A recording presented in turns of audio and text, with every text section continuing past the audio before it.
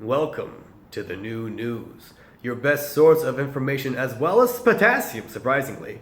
I'm your host, as always, Patrick L. Fleming, the mad alter ego of a better news anchor, and today I'm going to talk about the 2020 presidential election, the Game of Thrones finale, and new business strategies for Netflix. But first, Goodwill now has, and probably always has had, a half-off sale on clothing on Sundays, meaning that beautiful pair of $6 jeans now has gone down to $3. $3, the local college freshmen say. That's still $2 too many. With the elections next year, many people have put forth their petition to be the new president of the United States of America. Now, Joseph R. Biden Jr., and yes, that is his actual name. It's not just Joe Biden, it's Joseph R. Biden Jr. Seems to be a little bit late to start running. Now, saying that, it's still a year from now, which makes you think that if you're already 12 years old and you haven't run yet to be president, it's already too late for you. Just toss in the towel, leave for all those young 11-year-olds out there. Now, according to a poll by CBS, so, a fake one, it would seem that voters like Joseph R. Biden Jr. because he has a more polite tone and civility with people, even if they don't agree with him on everything. For instance, with women he keep accusing of sexual assault, he doesn't try to argue with them, he doesn't insult them. Instead, he just gives them a nice massage while whispering nice, quiet, docile things in their ear and then placing a nice big kiss on the back of their head. Like my mother used to do with people she was sexually harassing at the time. Now, people who want the opposite of this actually have been approaching Elizabeth Warren, who has decided to capitalize on this by bringing fold-out chairs to public events and smashing Republicans in the head with them. In a press interview and asked about this, Elizabeth Warren said this. So it would seem that her campaign is going very well. In fact, supposedly, Senator Warren's team and her have done a phenomenal job at getting public awareness out about her campaign, with one man even saying, "Her people are everywhere." Which is not a terrifying thing to hear if you live in a horror movie and don't know what those signs mean, or if you're the man living underneath my bed who assures me everything is going to be fine. It's not, he's going to murder me someday, but I'm fine with that.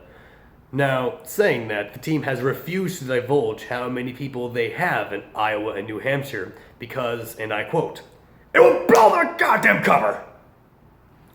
Meanwhile, Mayor Pete Buttigieg has been trying to create support in Iowa through untraditional means. Last month, he set up a bowling rally where he proceeded to roll a perfect 300 and then help everyone around him do the same, whether they wanted his help or not. He then proceeded to restore a blind man's sight by touching him with his bare hand. Because of this success, there has been talks of setting up a poetry session because there's two things that people love.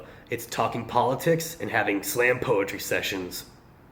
In not so recent news, there is a fuck ton of Democratic presidential candidates, including Elizabeth Warren, Joseph R. Biden Jr., Kamala Harris, Bernie Sanders, and Pete Buttigieg, to name a few out of 24. Meanwhile, I am going to name all of the Republican candidates right now. Donald Trump and Bill Weld. And yes, that is all of them. Now, saying that, for his campaign, Donald Trump has been going inside the dreams of legal Mexican immigrants and Muslim individuals and murdering them, because he was in fact Freddy Krueger the entire time. Why did you think he was so orange? Meanwhile, Bill Weld has been isolated inside a single room by himself, just hoping people suddenly know he exists. Which I did, so I guess it's been working for him. Robert Mueller recently gave a testimony to Congress about his Mueller report, which made Americans everywhere say, "Oh, now I don't have to read it." Which it turns out we still do. Because most of the time when he was asked a question, he simply said, "Just read my report and you'll find the answer." Which made everyone go, "Ah, god damn it."